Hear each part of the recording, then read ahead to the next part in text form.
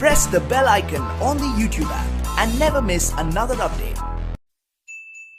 राष्ट्रकवि मैथिली शरण गुप्त द्वारा रचित साकेत महाकाव्य के अंतर्गत कैकेयी का अनुताप शीर्षक बच्चों आज आपको बताया जा रहा है।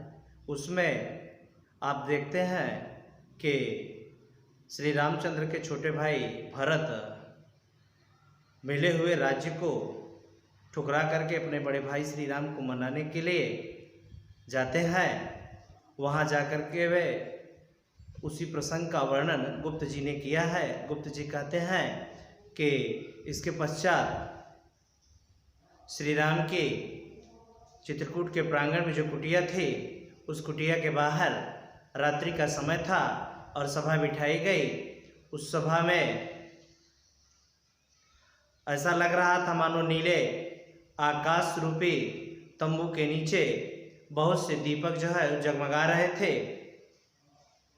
इसके बाद श्री राम ने भरत से प्रश्न किया कि हे भाई भरत, अब अपने आने का कारण बताओ, कौन सा कारण है, कौन सी अभिलाषा, कौन सी इच्छा है, जिस अभिलाषा या इच्छा कारण के साथ तुम यहाँ तक आए हो।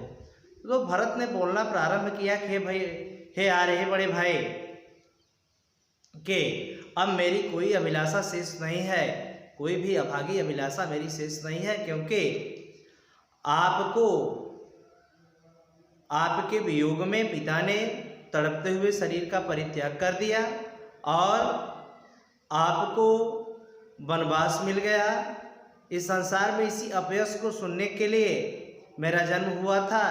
युगांतर तक लोग यही कहेंगे कि भरत ने अपनी माता कैकेयी को राज्य प्राप्ति के लिए, अयोध्या का राज्य प्राप्त करने के लिए प्रेरित किया था, उकसाया था। युगांतर तक मेरे माथे पर यह कलंक लगा रहेगा। मैं इसी अपयश को सुनने के लिए संसार में आया हूँ और सब लोग यही कहेंगे कि भरत ने अपनी माता कैकेयी को राज्य की प्राप्ति के लिए प्रेरित किया था, उकसाया था।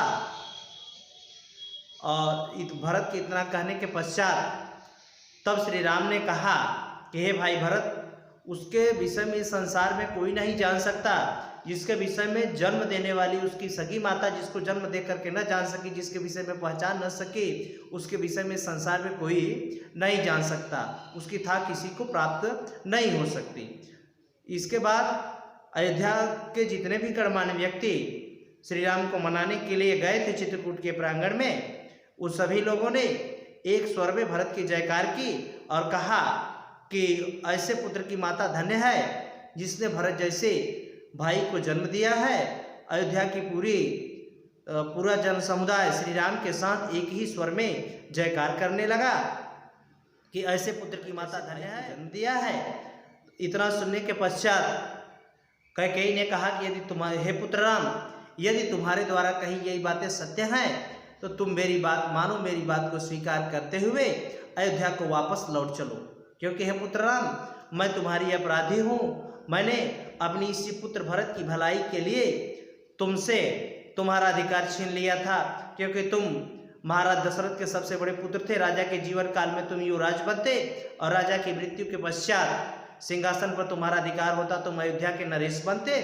लेकिन मैंने अपने इसी पुत्र भरत की भलाई के लिए तुम्हारा अधिकार तुमसे छीन लिया था।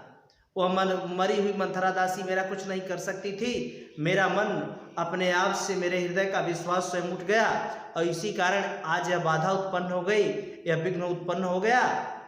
हे पुत्र राम, मैं तुमसे यह विनती करती हूँ, यह प्रार्थना करती हूँ कि मेरी बात मानते हुए तुम जो है अब अयोध्या वापस लौट चलो।